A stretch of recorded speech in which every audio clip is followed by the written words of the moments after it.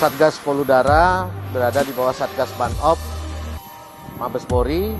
di bawah Operasi Puri Agung 2022 pada saat ini memiliki tugas yaitu menyiapkan helikopter itu sebagai pengiriman pasukan ataupun logistik operasi,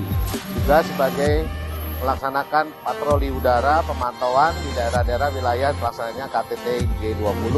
dan terakhir adalah membantu Subsatgas maupun Satgas lain dalam hal SAR maupun escape evakuasi dalam hal situasi kontingensi. Personil yang dilibatkan saat ini adalah 20 personil